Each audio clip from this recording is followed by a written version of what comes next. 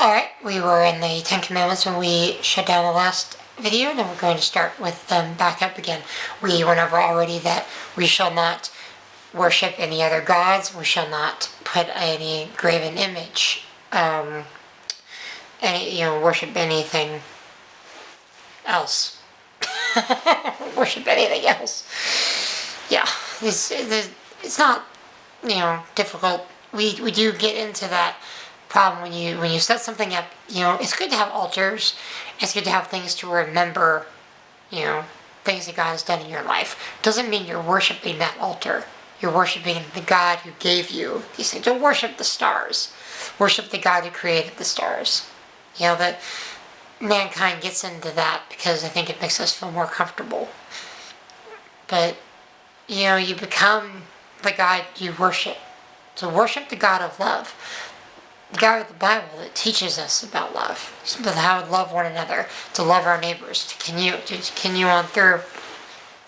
The next commandment is, thou shalt not take the name of the Lord God in vain. Now it's not so much about profanity as it is about lip service, about being in vain, about being empty, about it being, your speech is empty because you're not really following after Him. You can talk about God all you want.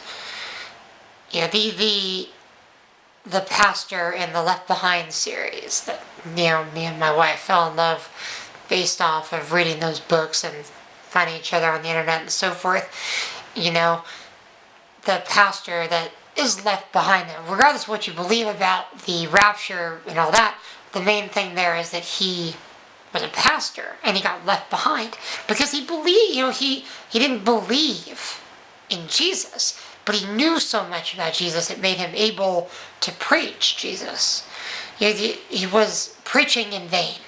Or if you get up on a pulpit and you preach a message that is so anti-Bible, but you put it up there and say, this is what God has told me.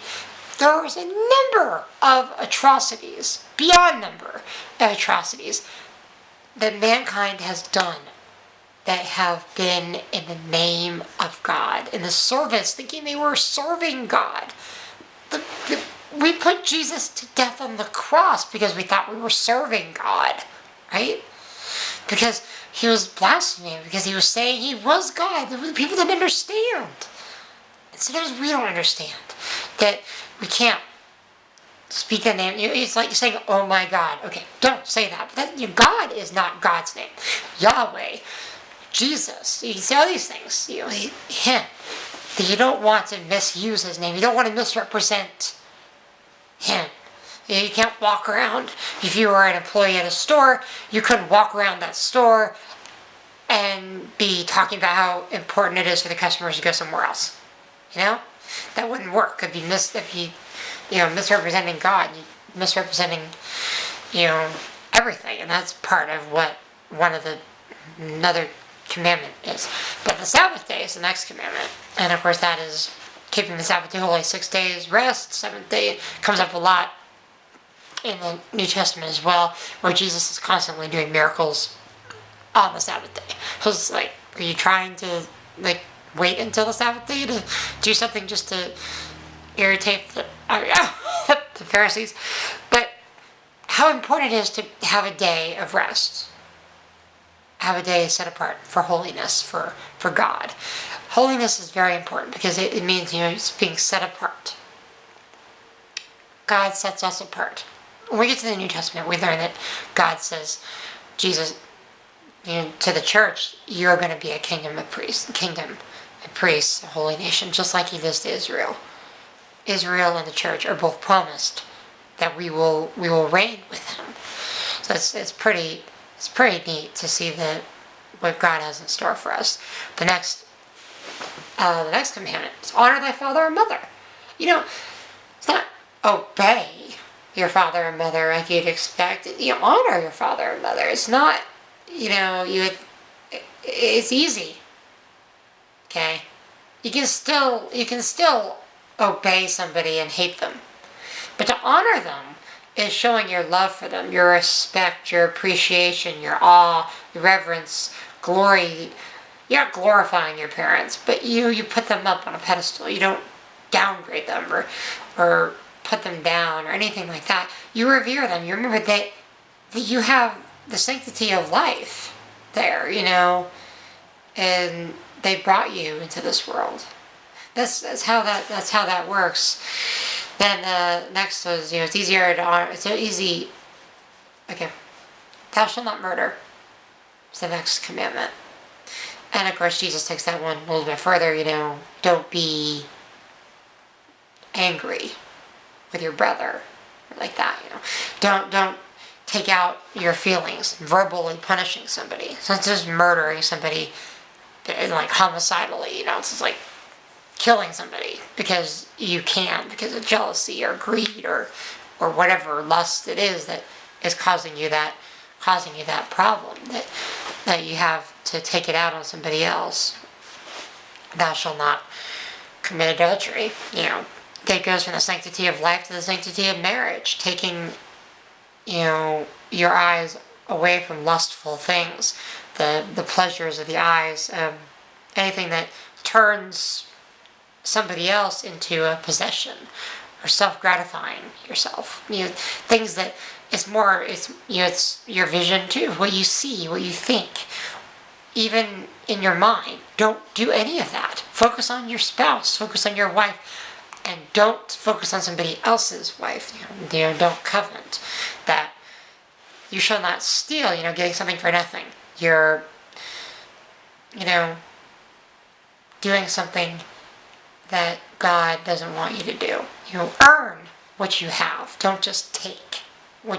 Don't find something that's not yours and sell it, right? Gaining riches from doing work, being a good worker, being a good hard worker. The next commandment is do not bear false witness against your neighbor. Of course, that one raises up all sorts of questions about, don't talk about somebody behind their backs falsely, or don't raise up the question of somebody else's character. Don't bear false witness in the court system.